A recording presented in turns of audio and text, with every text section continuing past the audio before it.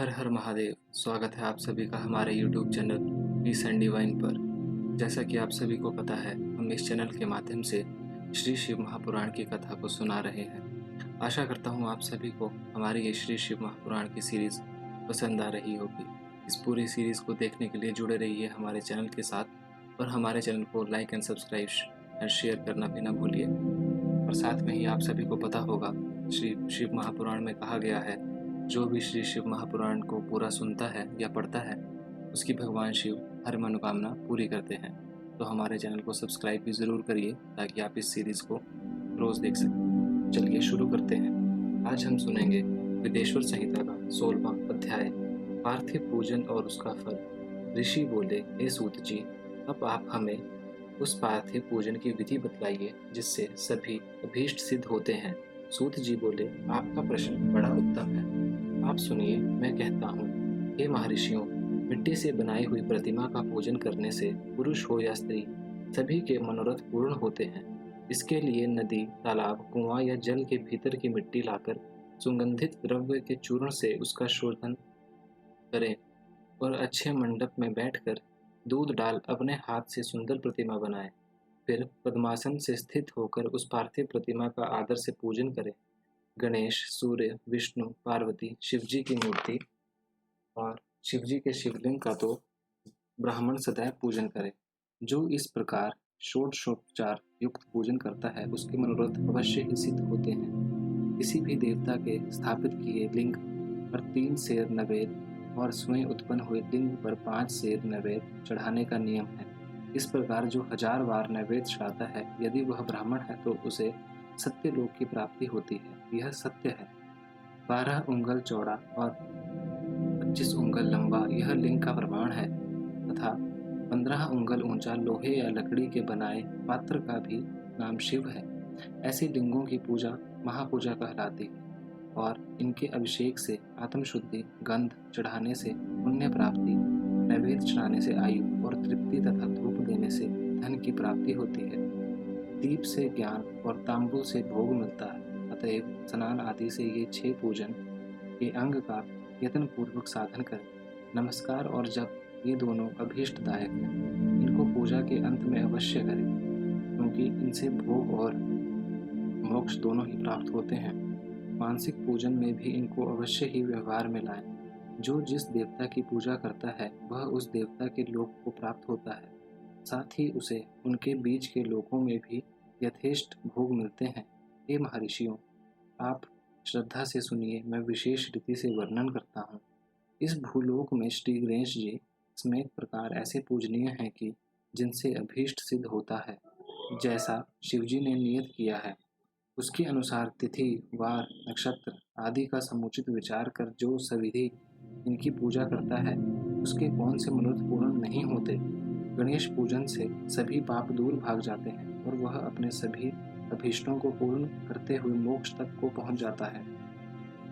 इसी प्रकार श्री विष्णु जी का तथा और भी देवताओं की जो जिसकी पूजा करना चाहता है, वह उन देवताओं के वार, तिथि, नक्षत्र का विचार कर षोडशोपचार पूजन भजन करे तो उसके अभीष्ट की प्राप्ति होती है। शिव जी का पूजन तो सब मनोरथों को देने वाला है। जो अर्ध नक्षत्र में और महाअर्धा में माघ कृष्ण चतुर्दशी को शिव जी का पूजन करता है, उसकी आयु बढ़ती है, मृत्यु हरण होती और सर्व सिद्धि की प्राप्ति होती है। ऐसे ही और भी नक्षत्रों, महीनों और वारों में शिव जी की पूजा का अद्भुत महात्म्य है। शिव जी का भजन भोग मोक्ष को देने वाला है। वारों के हिसाब से कार्तिक मास में देवताओं का यजन विशेष फलदायक होता है। विद्वानों को उचित है कि वह इस महीने में सभी देवताओं का यजन करें। यम नियम से दान, तप, होम और जप करें, क्योंकि कार्तिक में देवताओं का यजन सर्व भोगप्रद है और सर्व व्यधहित करता है। कार्तिक मास में रविवार के दिन जो सूर्य की पूजा करता है और तेल तथा कपास का दान करता है, उसको यदि कुष्ठ रोग है तो वह दूर हो जाता है। इस प्रकार शिवजी की पूजा के अनेक विधान हैं।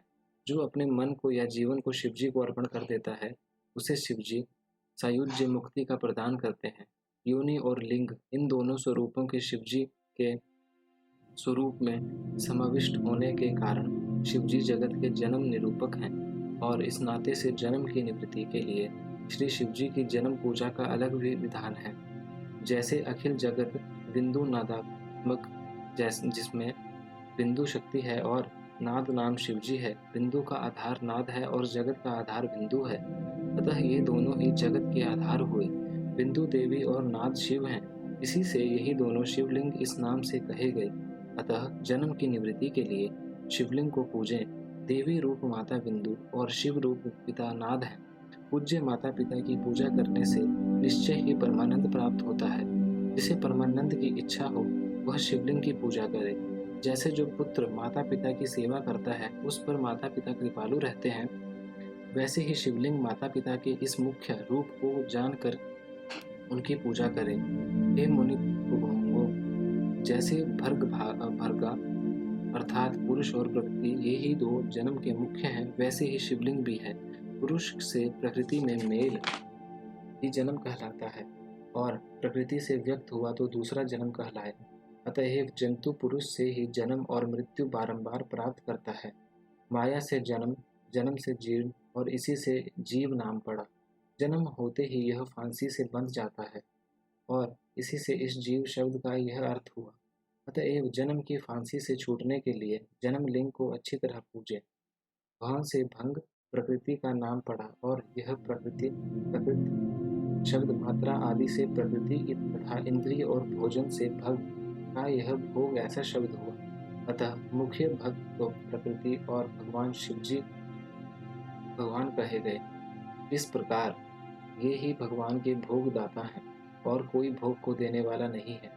भग के स्वामी भगवान ही भर्ग हैं और भग के सहित लिंग और लिंग सहित भग ही यहाँ और वहाँ नित्य भोग के लिए हैं। इसलिए श्री भग वाले महादेव शिवलिंग की पूजा करना योग्य है। शिव भक्ति के मिलाप का नाम लिंग है। शिवजी अपने लिंग के पूजन करने से प्रसन्न हो जाते हैं। जो इस शिवलिंग का सादर पूजन करता है वह जन्मादि से निवृत्त हो जाता है। आदित्यवार के दिन पंचागव्य द्वारा शिवजी को स्नान कराए।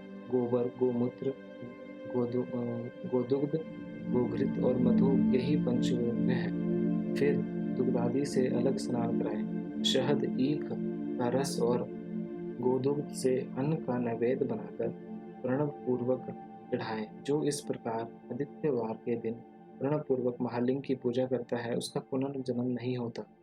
रुद्राक्ष धारण करने से चौथाई, विभूति धारण करने से आधा, मंत्र जपने से पौन और पूजन से पूर्ण भक्ति का प्राप्त करता है। शिवलिंग और उनके भक्तों को पूजने से मनुष्य को मुक्ति प्राप्त होती है। इस अध्याय को पढ़ने और सुनने से शिवजी की दृढ़ भक्ति प्राप्त होती है। तो यहाँ पर हमारी विदेश्वर संहिता का 16वां अध्याय समाप्त होता है। आशा करता हूँ आप सभी को हमारी वीडियो बहुत पसंद आई होगी और मैं ये भी आशा करता हूँ कि भगवान शिव आप सभी की हर मनोकामनाएं पूरी करेंगे। आप सभी को अगर हमारी श्री शिव महापुराण की सीरीज़ पसंद आ रही हो तो हमारे चैनल को लाइक, सब्सक्राइब एंड शेयर करना ना भूलिए और कमेंट में हर हर महादेव भी ज़रूर लिखिए। धन्यवाद।